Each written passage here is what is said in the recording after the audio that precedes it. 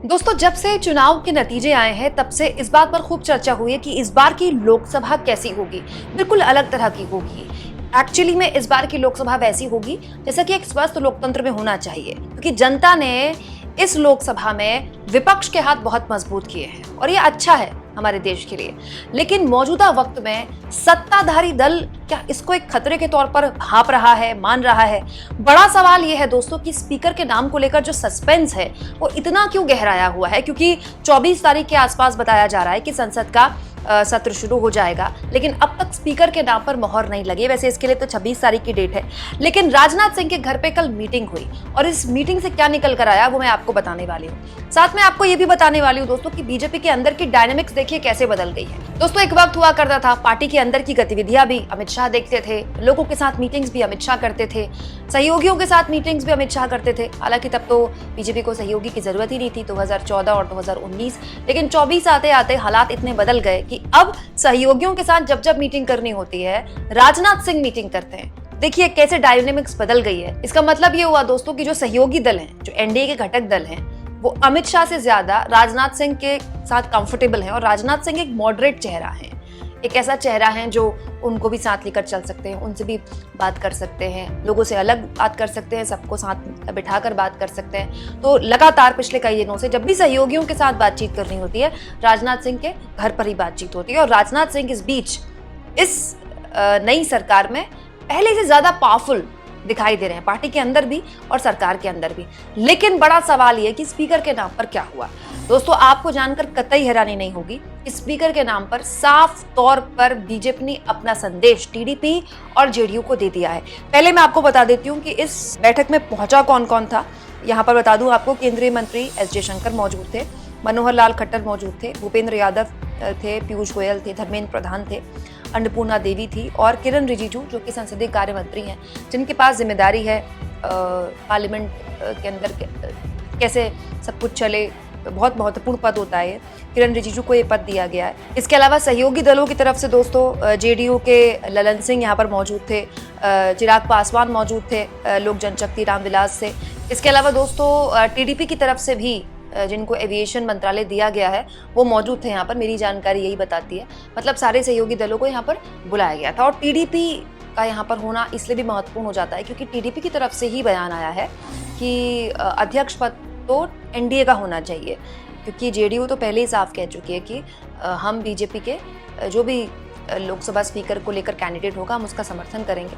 लेकिन जेडीयू की तरफ से ये बयान आया था कि एनडीए का कैंडिडेट होना चाहिए, यानी कि सहयोगी दलों का कैंडिडेट होना चाहिए। तो स्पीकर के पद को लेकर ऐसा लगता है कि सस्पेंस खत्म हो रहा है। इस बैठक में राजनाथ सिंह द्वारा बड़े प्रेम से अपने सहयोगियों को समझा दिया गया है, बता दिया गया है कि किसी भी हाल में बीजेपी स्पीकर का पद छोड़ने वाली नहीं है। अब कोई इस बात को कैसे इंटरप्रेट करे, जाहिर तौर पर इसको समझाने के लिए, इसको मनाने के लिए ही राजनाथ सिंह को यहाँ बिठाया गया था और राजनाथ सिंह समझा रहे थे। लेकिन जाहिर तौर पर सरकार के लिए इस वक्त स्पीकर अपना होना बहुत महत्वपूर्ण है, क्योंकि जो बात विपक्ष लगातार कह रहा है कि अब परिस्थिति लोकसभा के अंदर बदल चुकी है, वो बात सरकार भी समझ रही है। और अगर उसको संसद के अंदर कामकाज अपनी तरह से चलाना है तो हर हाल में उसको स्पीकर अपना ही रखना होगा। तो बड़ा सवाल यह है दोस्तों कि सहयोगी दलों को क्या मिलेगा। कुछ जगह ऐसी खबरें भी छप रही हैं कि हो सकता है कि ऐसा ऑफर दिया हो राजनाथ सिंह ने इस मीटिंग में कि स्पीकर हम अपना रख लेते हैं, डिप्टी स्पीकर आप अपना बना लीजिए, एनडीए का या तो टीडीपी का या जेडीयू का। लेकिन बड़ा सवाल ये है कि डिप्टी स्पीकर बनाकर क्या मिलेगा, क्योंकि डिप्टी स्पीकर तभी चेयर की जिम्मेदारी संभालते हैं जब स्पीकर नहीं होते हैं, और ऐसा विशेष परिस्थितियों में कभी भी नहीं होगा। मतलब ये सरकार तो नहीं होने देगी कि कुछ खास या विशेष परिस्थिति हो और लोकसभा अध्यक्ष चेयर पे ना हो। तो डिप्टी स्पीकर के पास तभी कोई बड़े अधिकार आएंगे जब स्पीकर चेयर पे नहीं होंगे, ऐसा होने वाला है नहीं विशेष परिस्थितियों में। तो बड़ा सवाल ये है कि डिप्टी स्पीकर के पद पर क्या सहयोगी दल मान जाएंगे। ये भी हो सकता है दोस्तों कि स्पीकर और डिप्टी स्पीकर दोनों ही पद बीजेपी अपने पास रखे। और इस पूरे के पूरे मसले में हैरान करने वाले नाम भी सामने आ रहे हैं। सुनने में तो ये भी आ रहा है कि ओम बिरला को ही लोकसभा स्पीकर बनाया जा सकता है, जिन पर विपक्ष लगातार सवाल उठाता रहा है कि बहुत ही गलत तरीके से आपने लोकसभा चलाई। जब भी विपक्ष का कोई नेता बोलता था तो कैमरा एंगल वहां से चला जाता था, उसका माइक ऑफ कर दिया जाता था। ओम बिरला ही वो लोकसभा अध्यक्ष थे जिनके लोकसभा अध्यक्ष होने के दौरान रिकॉर्ड स्तर पर विपक्ष के सांसदों का निलंबन हुआ। मतलब निलंबन पर निलंबन तो ऐसे होता था जैसे मजाक हो रहा है। और जिस तरह से संसद की कार्रवाई से विपक्ष को दूर किया गया, तब से लेकर अब तक चीजें बदल गई हैं। लेकिन उसके बावजूद भी सरकार अपनी तरफ से संदेश देना चाहती है कि वो नहीं बदलेगी। इससे पहले दोस्तों मोदी जी अपने जो इम्पोर्टेंट मंत्रालय हैं उसमें सेम वही मंत्री रिपीट करके, मतलब गृह मंत्री के तौर पर अमित शाह को रिपीट करना, रक्षा मंत्री के तौर पर राजनाथ सिंह को रिपीट करना, वित्त मंत्री के तौर पर निर्मला सीतारमण को रिपीट करना, और इसके अलावा विदेश मंत्री के तौर पर एस जयशंकर को रिपीट करना। वो तो स्मृति ईरानी हार गई, नहीं तो वो भी मंत्री बनाई जाती। मोदी जी साफ संदेश दे चुके हैं कि न तो उनके काम करने में कोई फर्क आया है, ना उनके सरकार चलाने में फर्क आया है, और ना ही लोकसभा कैसे चलेगी इसमें कोई फर्क आया है। तो अब बड़ा सवाल आपके मन में आया हो ये होगा कि इस मीटिंग से हुआ क्या फिर? मतलब टीडीपी और जेडीयू को मिल क्या रहा है? ना मंत्रालय पसंद के मिल रहे हैं, ना स्पीकर मिल रहा है, फिर चल कहाँ रही है? दोस्तों ये जो पॉलिटिकल बार्गेनिंग होती है ना, ये हथौड़े और शीशे जैसी नहीं होती है कि एक बार मार किया और एक बार तोड़ दिया। टीडीपी और जेडीयू दोनों की अपनी अपनी मजबूरियां हैं। दोनों ये बात समझते हैं कि जो सत्ता में है उसके करीब रहना इस समय उनके राजनीतिक सेहत के लिए ठीक है, क्योंकि दोनों अपने अपने राज्य में सरकार चला रहे हैं। टीडीपी को तो, तेलुगु देशम पार्टी को, चंद्रबाबू नायडू साहब को तो अभी उनकी सरकार शुरू हुई है। अगले 5 साल ठीक ठाक सपोर्ट चाहिए, सेंटर से पैसा चाहिए, फंड चाहिए सरकार ठीक तरीके से चलाने के लिए, उनके तमाम तरह के जो भी सपने हैं आंध्र प्रदेश को लेकर उनको पूरा करने के लिए। और नीतीश कुमार की अपनी मजबूरियां हैं। नीतीश कुमार, लोग ये कहते हैं कि वो चाहते हैं कि जल्दी विधानसभा चुनाव हो जाए, हालांकि मुझे इस थ्योरी में भरोसा नहीं है। नीतीश कुमार हमेशा चाहेंगे कि 5 साल का पूरा वो कार्यकाल खत्म करें, और अगर जल्दी चुनाव होने होते तो अब तक हो जाते। लेकिन बड़ा सवाल ये है दोस्तों कि जो सहयोगी दलों को जिस तरह से दरकिनार करके और सरकार में बड़े मंत्रालय वापस से पुराने मंत्रियों को रिपीट करके संदेश मोदी जी देना चाह रहे हैं, मोदी मीडिया तो वो पहुंचाएगा जनता तक कि देखिए हमारे साथ गठबंधन मजबूती के लिए, मजबूरी के लिए नहीं है। लेकिन क्या इस तरह से, इस कंटेंट के साथ, इस अप्रोच के साथ सरकार चल सकती है? और सरकार तो चल भी जाए, क्योंकि आप सहयोगियों से कह देते हैं आपको जो चाहिए हम दे देंगे।